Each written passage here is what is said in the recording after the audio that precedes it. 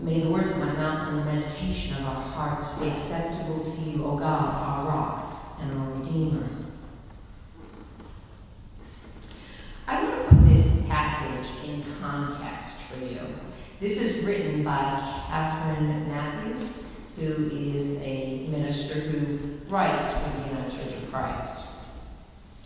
At first glance, or taken out of context, this story about a blind beggar having his sight restored may appear to be simply another miracle story in the ministry of Jesus the healer.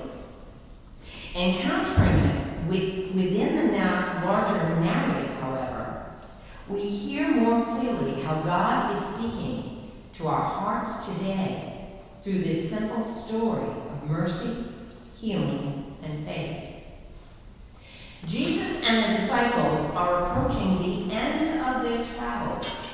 They're at Jericho, on the edge of Jerusalem, on the edge of suffering and death for Jesus. As they've traveled along, the disciples have been busy figuring out where they want to sit when their dreams of triumph and success come to realization.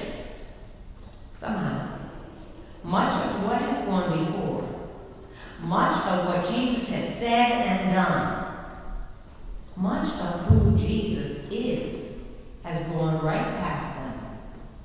They have failed to recognize what is right in front of them.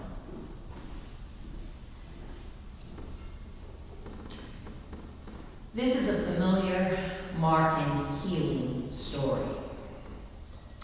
Jesus is arriving in Jericho, and there is someone in need, a blind beggar. Now think about it. A blind beggar would be one of the lowest of the low. But he knew, as I told the children, that he called Jesus the Son of David, which is a messianic name. Now the disciples are clueless. They try to ignore him. They're too busy thinking about who gains power and esteem. They haven't paid attention to what we heard last week, or the week before, I forget which one. That the first will be last and the last first. Well, who's last? The blind beggar. Now, this healing is different from previous healings for certain reasons that will become kind of apparent to us as I go forward. Normally, Jesus heals people in private. He takes them off to the side, or takes them away from the crowd. In this passage, Jesus' mere intent and words heal the blind beggar. Right out there in public. Doesn't take them aside. Remember, when you approach Scripture, think about what makes you go, I wonder why he did it differently this time. Now, in Mark, other healings generally are much more complicated. He uses saliva, or he uses mud. He uses something from the world. And most Markan healings, if not all, he tells the person who has been healed and those who have witnessed not to tell anyone. Doesn't do that this time. His ministry is about to go public. This isn't a secret anymore. His mission is coming to a close. Now, if you're like me, the irony is not lost that Jesus heals a blind beggar. But the disciples who have been with him from the beginning of his ministry are blind to Jesus' fate, despite the fact that he's taught them all along. It ends with a very hopeful, but a very troubling statement of Jesus's. Go, Your faith has made you well. Wonderful saying, isn't it? But what happens when we don't get healed? Does it mean that you didn't pray enough? Because I bet some people believe that. If you had only prayed harder. Does it mean you haven't had enough faith? I bet some of you have doubted. Does it mean that Jesus said no? That Jesus heard you but refused to heal you? And I think the primary fear that most Christians have deep down inside, does it mean that you're not important enough? So I loved that hymn that you sang, or the music you sang. You know, help me climb the mountain, help me go around the stumbling block. Don't remove them, just help me go on. Help me be resilient. Now, context, as I started with, matters here. Mark's gospel has a hidden agenda. Okay? That's the only gospel that was meant to be read. It was performed. So a lot of times you'll have immediately he did that, and then he did this, and you'll have all those transitional phrases. This is the last stop on the way to Jerusalem. And in this passage, Mark describes Jesus' final earthly healing. And there's a little bit of,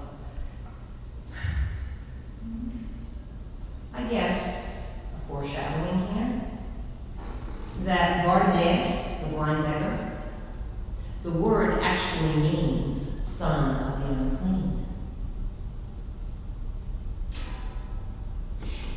Contrast the difference between the beggar's initiative. Now he's on the side of the road and he's calling out to Jesus to heal him. And so he has initiative.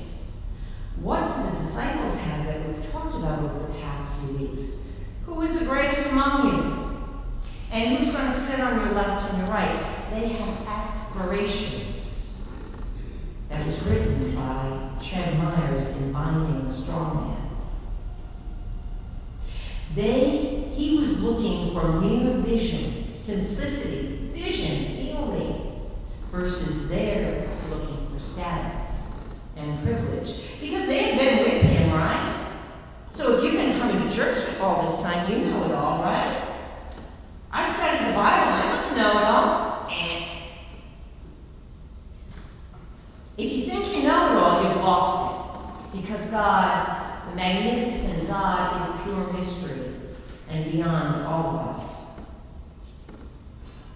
The goal for each one of us, and this is where you touch this scripture, is to find our true vision, our inner strength and guidance, how to climb that mountain, how to get around that stumbling block.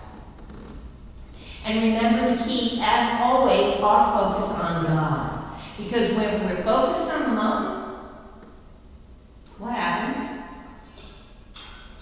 You can't see God.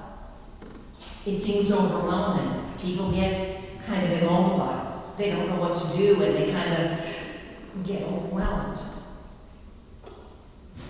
I'm sure that many of you have found that sometimes those prayers or healing that goes unanswered for you,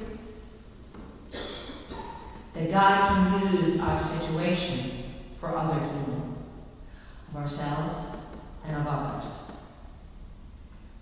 I'm going to end today's meditation with a quote from the shack. And this is Papa. Papa is God in the shack, Harold. And he says to Matt, the person who goes to me, Father, Son, and Holy Spirit, or Mother, Son, and Holy Spirit, you understand now I can work incredible good out of unspeakable tragedies. But that doesn't mean I orchestrate the tragedies.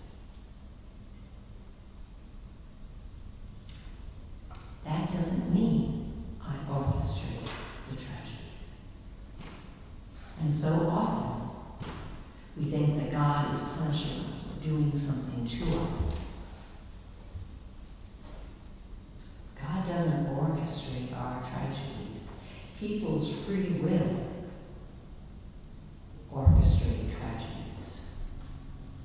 People who have turned away from God and turned to evil orchestrate tragedies. The natural order of things, the wind, the floods,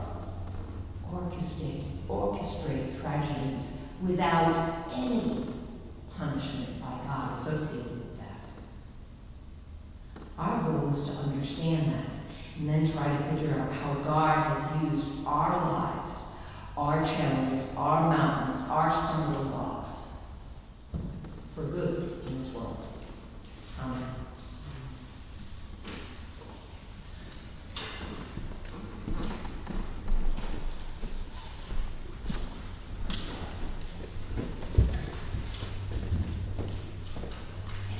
Our closing hymn today is number 391, In the Midst of New Dimensions.